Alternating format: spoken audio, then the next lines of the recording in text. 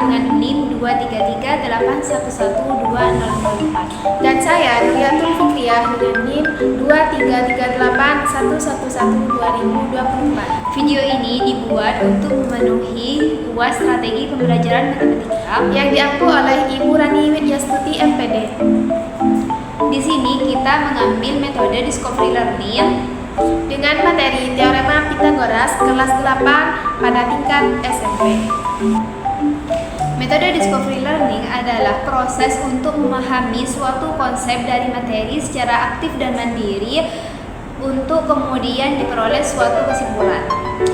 Nah, dalam metode ini siswa lebih aktif dalam kegiatan pembelajaran, di mana guru hanya memberikan sejumlah pertanyaan terkait materi ini. Selanjutnya, peserta didiklah yang harus menemukan, menyelidiki, dan menyimpulkan hasil temuannya sebagai modal untuk menjawab pertanyaan dari guru. Lalu, apa tujuan dari metode discovery learning pada materi ini? Yaitu untuk menemukan dan menuliskan rumus teorema Pythagoras.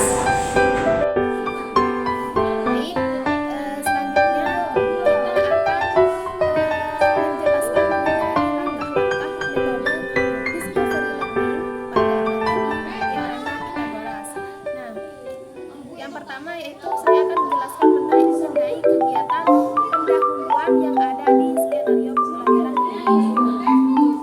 Yang pertama yaitu orientasi, yang kedua persepsi, yang ketiga motivasi, dan yang keempat adalah pemberian acuan. Yang pertama, orientasi. Nah, anggaplah saya bertindak sebagai guru dalam kelas tersebut. Nah, di sana saya akan masuk ke dalam kelas dengan ramah dan mengucapkan salam. Lalu setelah itu saya akan menyapa siswa saya agar suasana menjadi lebih santai.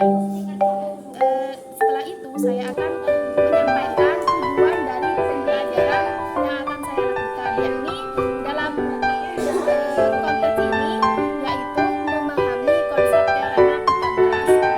Nah, dan saya juga akan menjelaskan apa yang akan siswa lakukan selama pembelajaran. Nah, pada tahap yang kedua yaitu bagian apersepsi, di mana saya akan mengajak siswa saya untuk mengingat kembali mengenai materi yang telah mereka pelajari sebelumnya, yakni seperti pengertian segitiga segitiga. Nah, ini penting agar mereka dapat lebih mudah memahami konsep baru yang akan dibahas. Lalu pada tahap yang ketiga saya akan memberikan motivasi kepada siswa saya bahwa belajar Pythagoras itu penting. Nah, saya akan bilang kepada mereka bahwa Pythagoras itu berguna dalam kehidupan sehari-hari, misalkan menghitung panjang tali untuk segitiga pada tenda. Nah, pada tahap yang keempat di kegiatan pendahuluan yaitu pemberian acuan. Nah, sini saya akan membagi siswa saya ke dalam beberapa kelompok kecil. Nah, saya akan memberikan mereka lembar kerja dan buku ajar. Nah, saya akan memastikan bahwa mereka masing-masing paham akan tugasnya. Dan selanjutnya saya akan beranjak ke kegiatan inti. Yang pertama yaitu pemberian stimulus. Nah, di sini saya akan memberikan suatu permasalahan atau soal yang dapat menarik perhatian siswa.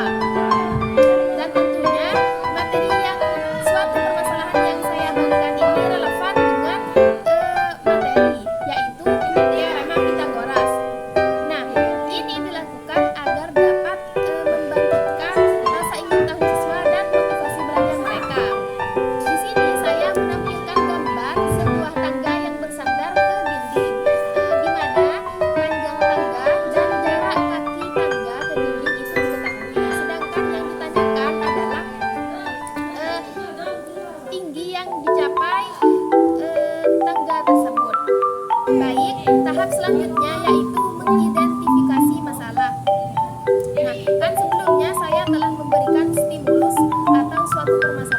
tersebut.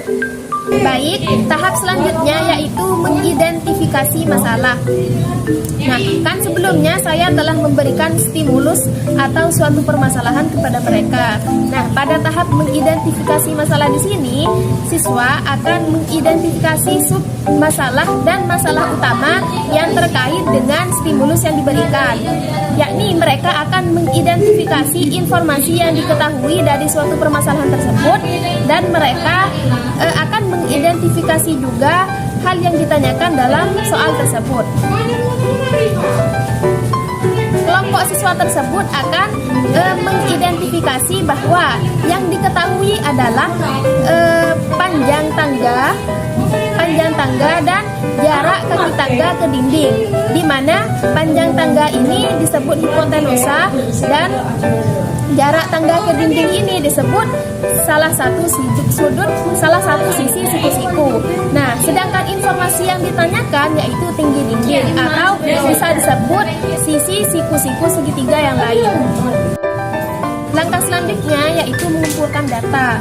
Setelah siswa mengetahui mengenai informasi apa yang diketahui dan apa yang ditanyakan dalam soal, maka siswa mencari informasi yang dibutuhkan untuk menyelesaikan masalah tersebut, yaitu bisa berupa rumus, konsep, teorema, dan lain-lainnya. Nah, mereka dapat mencari di bahan ajar yang saya berikan ataupun dapat bertanya langsung kepada gurunya, yang dalam konteks ini adalah saya sendiri.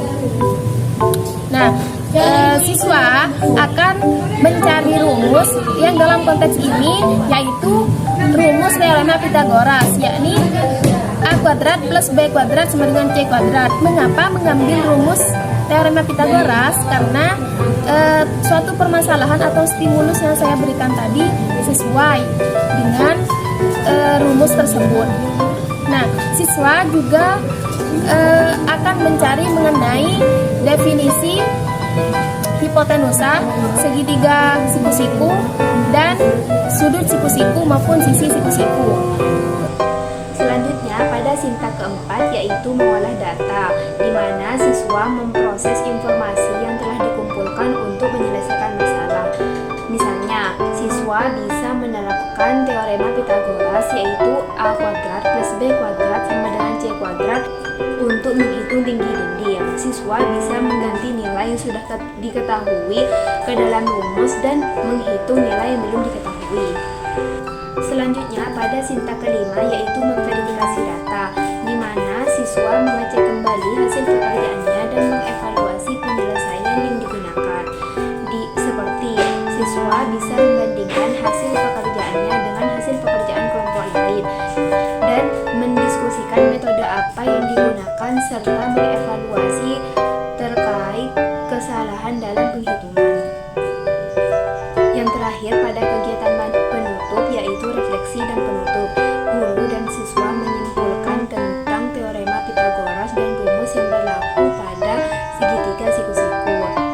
Kemudian guru juga bisa memberikan tugas atau pekerjaan rumah kepada siswa agar siswa bisa lebih memahami tentang materi hari ini. Sekian penjelasan dari kami mengenai